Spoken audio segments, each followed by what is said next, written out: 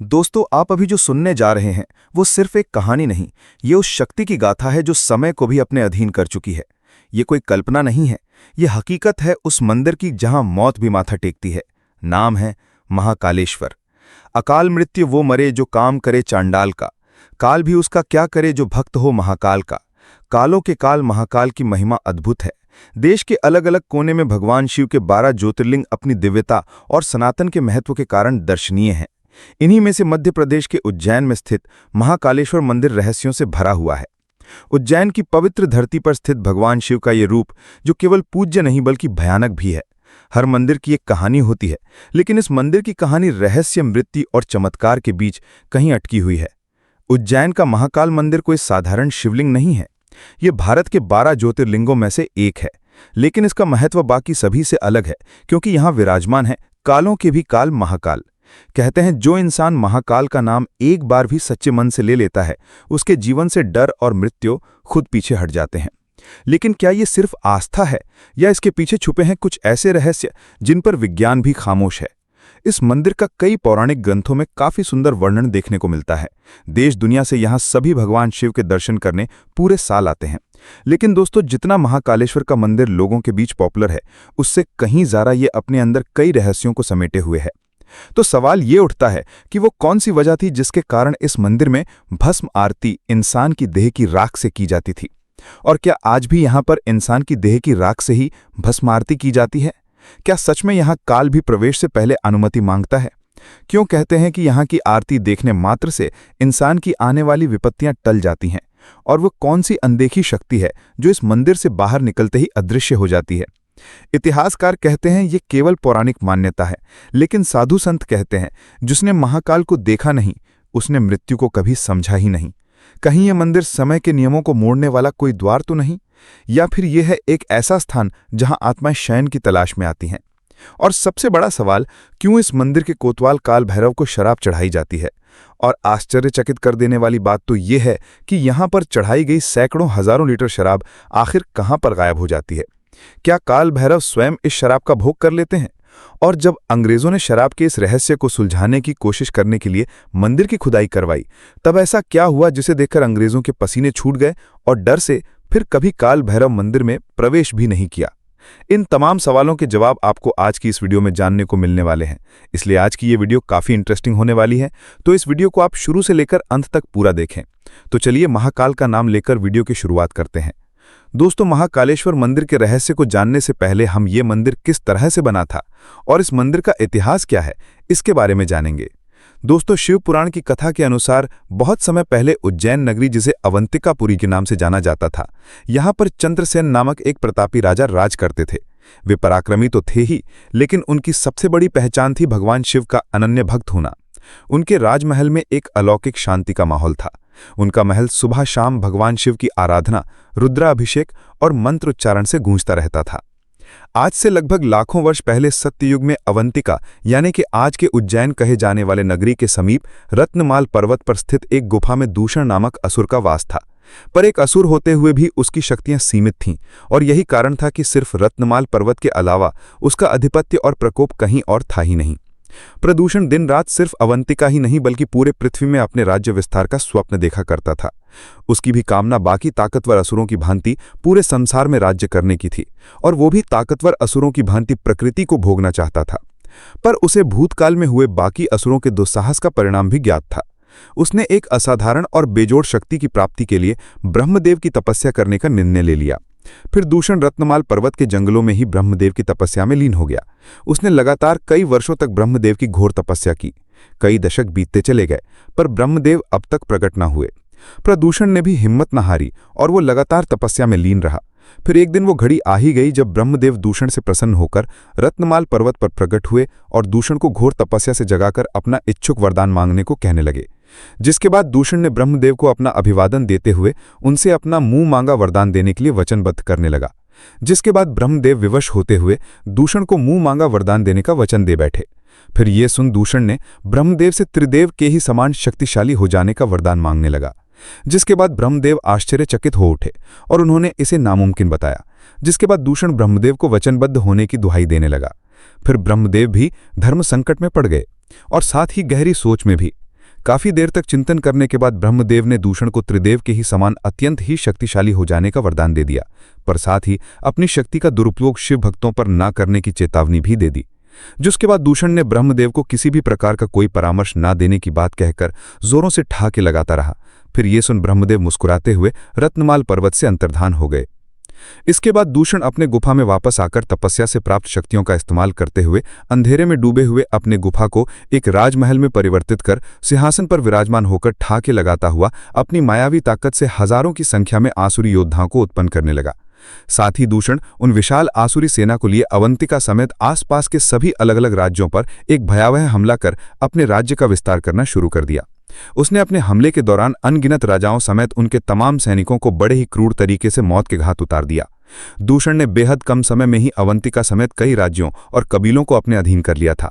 यहां तक कि उसकी शक्तियों से प्रभावित या भयभीत होकर पाताल लोक के कई असुर भी उसके साथ संधि कर चुके थे। समय के अनुसार दूषण का प्रभाव और ताकत इतना बढ़ चुका था कि उसकी नज़र जिस राज्य पर पड़ जाती, वहां के राजा बिना युद्ध लड़े ही भयभीत होकर अपना राज्य दूषण को सौंपकर अपनी जान बचाकर काफी दूर चले जाया करते, और जो राजा ऐसा ना करते उनको दूषण युद्ध में परास्त कर मौत के घाट उतार दिया करता। साथ ही उनके राज्य समेत उनकी रानियों पर भी अपना अधिकार कर लेता। दूषण के इसी क्रूरता के कारण उसे सारा संसार काल के नाम से भी जानने लगा था। समय यूं ही बीतता गया और तमाम राज्यों को लगातार जीतने के साथ साथ अब उसकी नज़र भगवान की पूजा पाठ कर रहे तमाम ऋषि मुनियों पर जाने लगी। भगवान की पूजा पाठ देखकर वो साधु संतों से ईर्ष्या करने लगा था। उसने सोचा कि जब पूरा राज्य उसके अधीन है और वो स्वयं ही त्रिमूर्ति की भांति अत्यंत शक्तिशाली भी है, तो यहाँ भगवान की ही जय जयकार क्यों? जय जयकार तो सिर्फ दूषण की ही होनी चाहिए, क्योंकि वही तो है सबका कर्ता धर्ता। जिसके बाद दूषण ने अपने आसुरी सैनिकों को अपने अधीन राज्यों में ऋषि मुनियों और प्रजा द्वारा हो रहे सभी भगवान के पूजा पाठ को बंद करवाने का आदेश दे दिया। इसके बाद दूषण की आसुरी सेना साधु संतों के साथ साथ सभी प्रजा को भी भगवान की पूजा पाठ तत्काल ही बंद करने के लिए दबाव डालने के साथ साथ भयभीत भी करने लगी, और जो इसका विरोध करता दूषण उसके समक्ष स्वयं ही आकर उसका काल बन जाता और उसे मौत के घाट उतार देता। यह सिलसिला यूं ही कई महीनों तक ऐसे ही चलता रहा, जिसके बाद दूषण अपने अधीन राज्यों में भगवान की पूजा पाठ और यज्ञ को पूरी तरह से बंद करवा चुका था। जिसके बाद उसकी छाती काफी चौड़ी हो चुकी थी और उसका आत्मविश्वास जोरों से ठहाके लगाए जा रहा था। पर वहीं दूसरी तरफ अवंतिका नगरी में ही 4 ब्राह्मण भाई जो कि महादेव के परम भक्त थे, उन्होंने महादेव की पूजा पाठ और यज्ञ बंद नहीं की, बल्कि दूषण समेत उसकी आसुरी सेना से बिना डरे उसके नाक के नीचे ही अपने पूजा पाठ और यज्ञ को यूं ही जारी रखे हुए थे। दिन यूं ही बीतते गए और एक दिन दूषण को उसके गुप्तचरों द्वारा उन 4 ब्राह्मण भाइयों के द्वारा हो रहे महादेव के पूजा पाठ एवं यज्ञ के बारे में पता चला, जिसके बाद वो गुस्से में आग बबूला हो उठा। फिर उसने ब्रह्मदेव के वरदानी शर्त को ध्यान में रखते हुए अपने कुछ आसुरी सैनिकों को उन 4 शिव भक्त भाइयों को तत्काल ही महादेव के पूजा पाठ और यज्ञ को रुकवाने और कड़ी चेतावनी देने का आदेश दे दिया। जिसके बाद दूषण के आसुरी सैनिक उन 4 ब्राह्मण शिव भक्त भाइयों के समक्ष आ खड़े हुए और थोड़ी नरमी से महादेव की पूजा पाठ एवं यज्ञ को तत्काल ही हमेशा के लिए बंद करने की बात कहने लगे। जिस पर उन 4 ब्राह्मण भाइयों ने उन असुरों को इसके लिए साफ साफ इनकार करते हुए तत्काल ही अपने आश्रम से वापस लौट जाने की बात कहने लगे। जिसके बाद दूषण के आसुरी सैनिक विवशतापूर्वक वहां से वापस रत्नमाल पर्वत की ओर लौट गए। और यहां जब आसुरी सैनिक दूषण के समक्ष असफल होकर लौटे और उसे सारी बात बताने लगे तो दूषण के क्रोध का ठिकाना ना रहा। वो पूरी तरह से तिलमिला उठा। जिसके बाद उसने उन 4 शिवभक्त ब्राह्मण भाइयों को मौत के घाट उतारने का मन बना लिया और अपनी धारदार तलवार लिए वो जैसे ही अपने महल के बाहर निकला कि अचानक उसे महादेव की एक आकाशवाणी हुई, जिसमें महादेव ने उसे ये गलती ना करने की चेतावनी देते हुए इतना कहकर महादेव अंतर्धान हो गए। जिसके बाद दूषण एक गहरी चिंता में पड़ गया और कुछ क्षण वहीं रुककर सोचने लगा। फिर उसने सोचा कि वह तो स्वयं भी त्रिदेव के समान ताकतवर है, तो फिर एक त्रिदेव से ही क्यों डरना। जिसके बाद दूषण जोरदार ओंकार भरते हुए अवंतिका नगरी की ओर निकल पड़ा और यहाँ अवंतिका में 4 शिवभक्त ब्राह्मण भाई महादेव के यज्ञ में लीन हुए बैठे थे कि तभी वहां अति क्रोधित दूषण का आगमन होता है और 4 ब्राह्मण भाइयों को महादेव की पूजा पाठ तत्काल ही बंद करने की चेतावनी देने लगता है। जिसके बाद 4 ब्राह्मण भाई दूषण को एक कदम भी आगे ना बढ़ने और साथ ही वापस लौट जाने की बात कहने लगते हैं। फिर इतना सुनते ही दूषण का क्रोध सब्र के बांध को तोड़ता हुआ फूट पड़ता है और फिर दूषण अपनी धारदार तलवार लिए 4 ब्राह्मण भाइयों पर टूट पड़ता है। दूषण जैसे ही अपनी तेजधार तलवार घुमाए अति तीव्र गति से 4 ब्राह्मण भाइयों के ऊपर प्रहार करने वाला होता है कि तभी अचानक उनके मध्य धरती कांपने लगती है और बेहद तीव्र गति से धरती वहीं फट पड़ती है, जिसे कि दूषण झटके खाता हुआ काफी दूर जा गिरता है और यहाँ धरती का सीना चीरकर महादेव महाकाल का रूप लिए धरती से बाहर निकलते हैं और एक जोरदार गर्जना भरते हैं, जिन्हें देख दूषण थड़क कांपने लगता है। महाकाल के इस प्रलयनकारी रूप को देख दूषण समझ जाता है कि हो न हो ये स्वयं महादेव ही हैं। जिसके बाद दूषण अपने वरदानी शक्ति का इस्तेमाल करते हुए लाखों की संख्या में आसुरी योद्धाओं को प्रकट करने लगता है। जिसके बाद तमाम आसुरी योद्धा महाकाल के ऊपर घात लगाते हुए एक साथ में टूट पड़ते हैं। पर महाकाल के प्रचंड प्रहार के समक्ष दूषण के लाखों आसुरी योद्धा भी कम पड़ने लगते हैं। महाकाल बेहद तीव्र गति से अपने त्रिशूल से ही तमाम असुरों को मौत के घाट उतारने लगते हैं। महाकाल के प्रचंड प्रहार से पूरी आसुरी सेना के साथ साथ धरती भी थर्रा उठती है। ये देख दूषण काफी क्रोधित पर भयभीत भी होने लगता है। पर फिर भी दूषण हिम्मत नहीं हारता, बल्कि वह अपनी वरदानी शक्ति का इस्तेमाल करते हुए तमाम असुरों को महाकाल के समक्ष प्रकट करता जाता है, जिन्हें कि महाकाल मौत के घाट उतारते ही जाते हैं। कई असुर तो महाकाल को देख थरथर कांपते हुए अपनी जान बचाकर अलग अलग दिशाओं में भागने लगते हैं, पर ज्यादातर असुर महाकाल के हाथों मारे ही जाते हैं। काफी समय तक युद्ध यूं ही चलता रहा, परंतु कुछ क्षण के बाद धीरे धीरे दूषण के सभी मायावी आसुरी सेना पूरी तरह से महाकाल के द्वारा समाप्त हो चुके थे। साथ ही दूषण की वरदानी शक्ति ने भी अब असुरों को लगभग प्रकट करना बंद ही कर दिया था, पर फिर भी दूषण का अहंकार अब तक शेष रह गया था। जिसके बाद दूषण ने कोई और मार्ग ना देखते हुए महाकाल से स्वयं ही टकराने का मन बना लिया और फिर दूषण गरजता हुआ अपनी धारदार तलवार लिए महाकाल पर टूट पड़ा और महाकाल पर अपने तलवार से जोरदार प्रहार करने लगा। पर महाकाल ने उसके हर प्रहार का जवाब अपने त्रिशूल से देते हुए दूषण को अपने एक ही मुक्के के प्रहार से काफी दूर फेंक दिया और फिर हवा में काफी तीव्र गति से उछलते हुए धरती पर पड़े कढ़ा रहे दूषण के समक्ष आ खड़े हुए और अपने क्रोध की प्रचंड तेज अग्नि से दूषण को वहीं जलाकर भस्म करने लगे। फिर कुछ क्षण के बाद दूषण का शरीर पूरी तरह से भस्म के रूप में परिवर्तित हो चुका था, जिसे कि महाकाल ने अपने पूरे शरीर में सुसज्जित कर लिया। दूषण के शरीर के भस्म को सुसज्जित करने के कुछ क्षण के बाद ही तीव्र क्रोधित महाकाल शांत होते हुए महादेव के रूप में वापस आने लगे। जिसके बाद चारों शिवभक्त ब्राह्मण भाइयों ने महादेव के समक्ष आकर उन्हें अपना अभिवादन और आभार जताया। साथ ही महादेव और महाकाल की जय जयकार लगाते हुए उन्हें अवंतिका नगरी में ही सदैव के लिए बस जाने के लिए प्रार्थना करने लगे। अवंतिका नगरी में अक्सर दुश्मन राज्य के राजाओं का आक्रमण, साथ ही दिन पर दिन असुरों के बढ़ते खतरों को भी चारों ब्राह्मण भाइयों ने महादेव के समक्ष रखते हुए वे प्रार्थना करते ही रहे। जिसके बाद महादेव ने अपने चारों भक्तों से बेहद प्रसन्न होते हुए उनके समक्ष एक दिव्य ज्योतिर्लिंग प्रकट कर वहीं स्थापित कर दिया। जिसके बाद महादेव ने इस दिव्य ज्योतिर्लिंग के होते हुए पूरे अवंतिका नगरी के ऊपर किसी भी प्रकार का कोई आंच न आने का आश्वासन देते हुए वहां से अंतर्धान हो गए। फिर चारों ब्राह्मण शिवभक्त भाई को और पूरे अवंतिका को बेहद भाग्यशाली समझते हुए सभी अवंतिका वासियों को साथ में लिए उस दिव्य ज्योतिर्लिंग की पूजा पाठ आरंभ कर दिए और साथ ही उस ज्योतिर्लिंग को एक नाम भी दे दिया, जो कहलाया महाकाल। नंबर 1, रहस्यमय स्वयंभू शिवलिंग। महाकालेश्वर मंदिर में जो शिवलिंग मौजूद है, इसके बारे में कहा जाता है कि यह स्वयं उत्पन्न हुआ है, इसको किसी के द्वारा स्थापित नहीं किया गया है। यहाँ पर शिवलिंग कैसे प्रकट हुआ था, इसके बारे में हमने आपको वीडियो में पहले ही बता दिया है। महाकालेश्वर मंदिर में जो भी श्रद्धालु आता है उसे खुद अनुभूति होती है कि वास्तव में यहाँ पर मौजूद शिवलिंग देवीय ऊर्जा से भरपूर है। भक्तों का मानना है कि महाकालेश्वर के शिवलिंग में उनकी गहरी इच्छाओं को पूरा करने और उन्हें बुरी शक्तियों से सुरक्षा प्रदान करने की शक्ति है।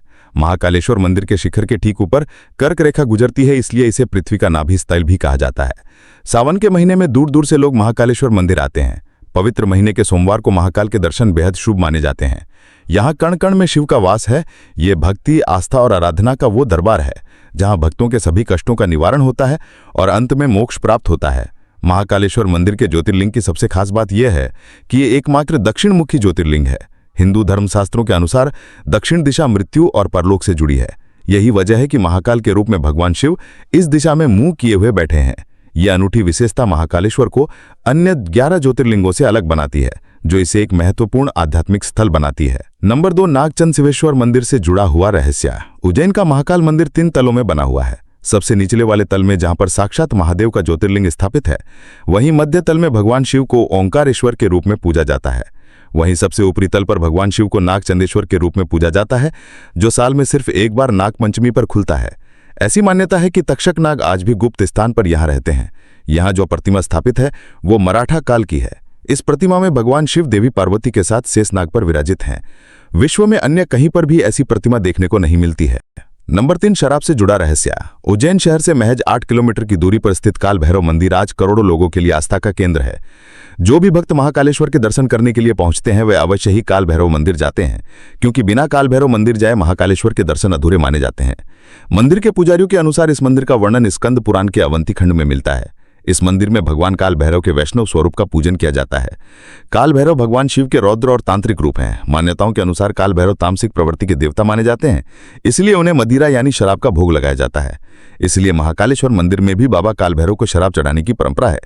इस मंदिर में शराब चढ़ाने का प्रचलन सदियों से जारी है, लेकिन आज तक ये कोई भी नहीं जान सका कि बाबा काल भैरव को जो शराब चढ़ाई जाती है आखिर वह जाती कहाँ है, क्योंकि भक्तों का मानना है कि जो शराब बाबा काल भैरव को चढ़ाई जाती है उसे स्वयं काल भैरव ही पी जाते हैं।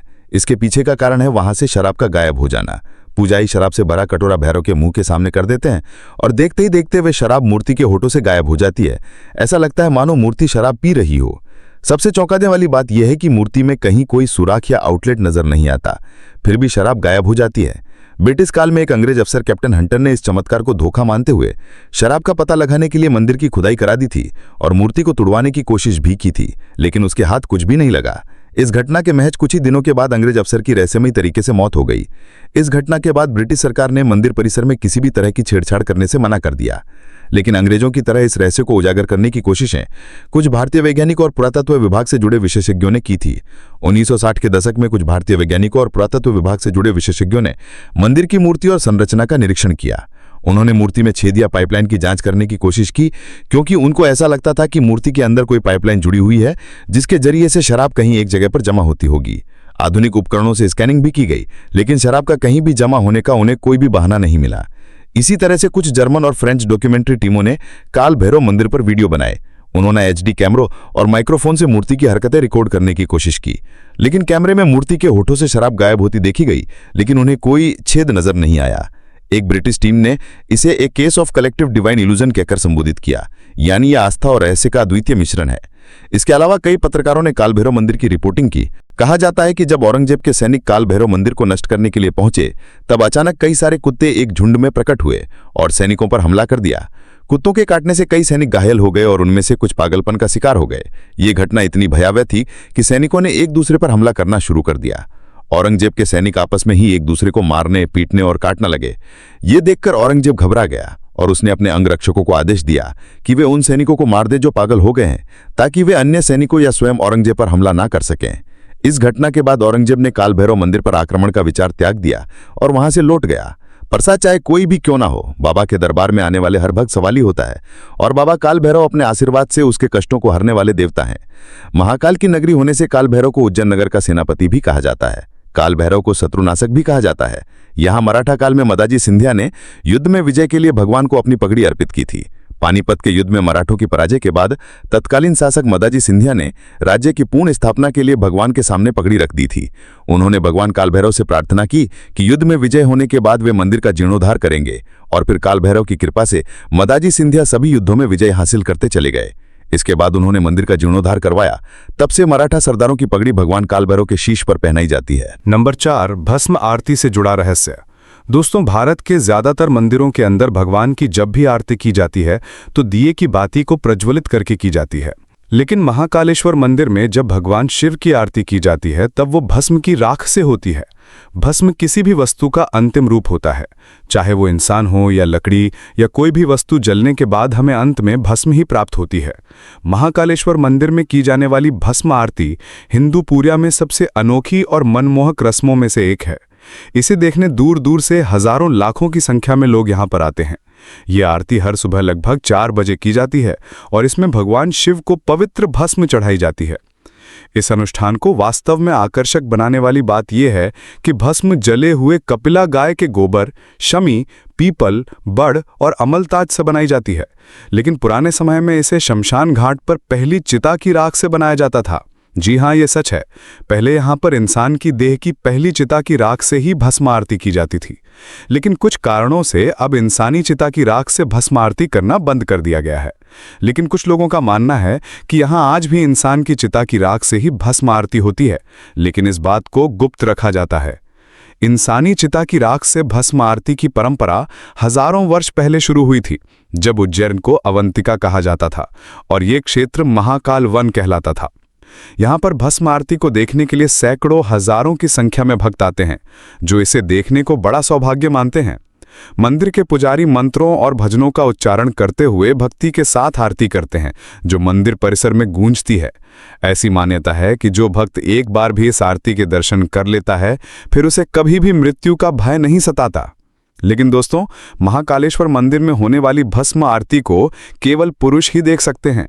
महिलाओं को यह आरती देखने की अनुमति नहीं है। इसलिए जब भस्म आरती शुरू होती है, तब महिलाओं को अपनी आंखें बंद करने के लिए या फिर बाहर जाने के लिए कहा जाता है। यहाँ भस्म आरती में शामिल होने के लिए किसी तरह का भी पहनावा पहन सकते हैं, लेकिन अगर आप जलाभिषेक करना चाहते हैं तो उसके लिए पुरुषों को सिर्फ धोती और महिलाओं को सिर्फ साड़ी पहननी होती है। अन्य तरह के कपड़े पहने होने पर यहाँ जलाभिषेक करने की अनुमति नहीं है। दोस्तों, भस्म आरती प्रकृति और मृत्यु की अंतिम वास्तविकता का प्रतीक है, जो भक्तों में आध्यात्मिक जागृति को पैदा करती है। नंबर 5, महाकाल की शाही सवारी से जुड़ा रहस्य।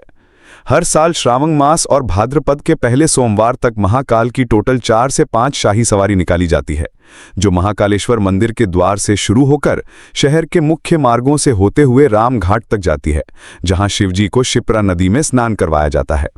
सवारी शाम 4 बजे के बाद शुरू होती है और रात तक चलती है। लेकिन महाकालेश्वर मंदिर में निकाली जाने वाली शाही सवारी के पीछे कुछ ऐसे रहस्य जुड़े हुए हैं जिनके बारे में शायद ही आप जानते हों। आपकी जानकारी के लिए बता दें कि सवारी में सबसे पहले चलते हैं काल भैरव, जो उज्जैन के कोतवाल हैं। माना जाता है कि बिना काल भैरव की अगुवाई के महाकाल कहीं नहीं जाते। वे पहले रास्ते को सुरक्षित करते हैं, फिर महाकाल निकलते हैं। कई तांत्रिकों का दावा है कि इस दिन सिर्फ भक्त ही नहीं, बल्कि दूसरी दुनिया की शक्तियां भी शामिल होती हैं। इसीलिए इस दिन उज्जैन में तांत्रिक साधना चरम पर होती है। ऐसा माना जाता है कि महाकाल की सवारी का दर्शन काल से मुक्ति दिला सकता है। खासकर वे लोग जो कष्ट, रोग या मृत्यु भय से जूझ रहे होते हैं, उनके लिए ये दिन वरदान है। इसीलिए लाखों लोग जान जोखिम में डालकर भी सवारी में शामिल होते हैं। कई बार मूसलाधार बारिश, आंधी, तूफान या बिजली गिरने के बावजूद सवारी 1 सेकंड के लिए भी नहीं रुकती। मान्यता है कि काल भी रुक जाए, पर महाकाल की सवारी नहीं। जिस रास्ते से दिन में महाकाल गुजरते हैं, रात को वो रास्ता ऊर्जा संवेदनशील हो जाता है। तो दोस्तों, ये थे महाकालेश्वर मंदिर से जुड़े हुए सभी रहस्य, जिनके बारे में आज हमने इस वीडियो में बात की। उम्मीद करते हैं आपको हमारा ये वीडियो पसंद आया होगा। इसलिए आपसे गुजारिश है कि इस वीडियो को बिना लाइक किए ना जाए। और अगर आप महादेव के सच्चे भक्त हैं तो कमेंट बॉक्स में हर हर महादेव अवश्य लिखें। अंत तक हमारे साथ बने रहने के लिए धन्यवाद।